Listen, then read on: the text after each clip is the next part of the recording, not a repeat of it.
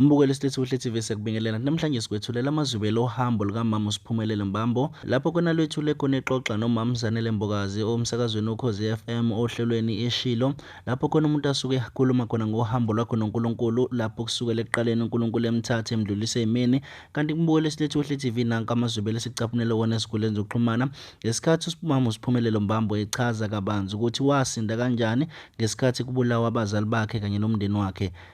Mbukelo silethu uhle TV ngaphambi kokuba sikudedelele le video sicela ungagohla ukulike and comment and share also subscribe ku YouTube channel yethu ukuze siqhubeke sikwethulele zonke ezingenayo. Phumelele ungubani? Ngizokubuza lokho namhlanje ngizobuzela abalaleli ukuthi kahle ungubani? uSiphumelele ingane yakwaNgcolosi eMshazi ngizalwa uMamkhize ongasekho noMbambo isitulo samaselesele ubaba wami lapha kwaNgcolosi eMshazi. Ngasithanda igama lababa.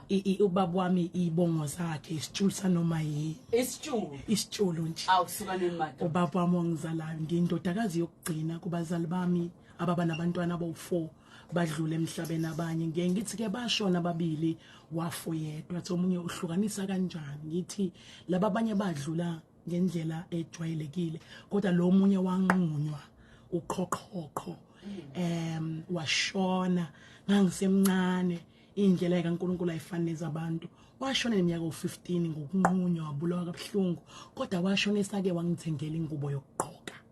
Wawungakanani ngaleso sikhathi? Ngangena 6 years ngaleso sikhathi. Khona nje into oyikhumbulayo uma ucabanga yaye kubuye ngenhlanhla indlela engakhula ngayo ngahlakanipha early akukho nokukodwa engingakukhumbuli. Kwakuyizimpi ngaleso sikhathi uma wami wayesebenza kaGcwensa kanyuswa ehamba mhlawumbe indawo engangokusuka la uya ePine Town.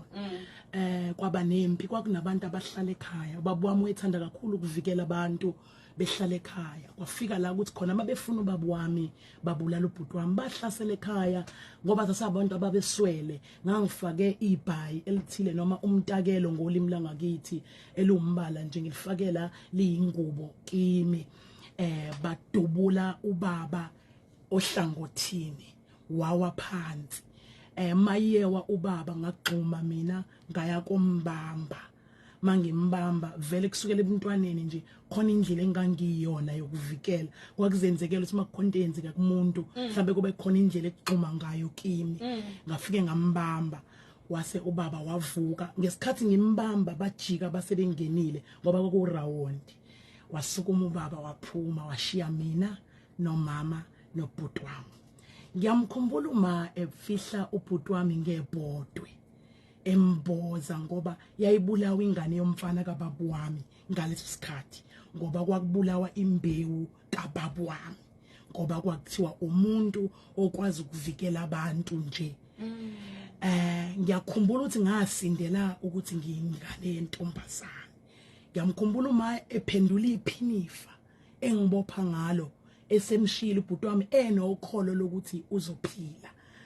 Ngiyakhumbula ukuthi sathi masiphuma uma welindele ukuthi bazomdubula lapha ngaphambili inhlamvu iphume kini kodwa ngoba uNkulunkulu webaleka nami saphuma nomama sabo kubeka unyawo eminyango bakhuza iji belikhuza kubhuti wami bamnquma kanjalo wayenenxeba nje sifubeni wawungabona ngaphakathi ingakho ngangihlale ngithi umama ongizalayo impela walashwa uNkulunkulu ukubona ingane yakho inqunywe uqhoqhoqho kusela intambo kuphela la ngaphakathi kwakufanele kube ingqondo yakhe kayiphelele kodwa uNkulunkulu emuhle wamphelelisa. Siyambonga uMamkhize owama nawe futhi waba nesibindi sokuthi adlule kulesi simo.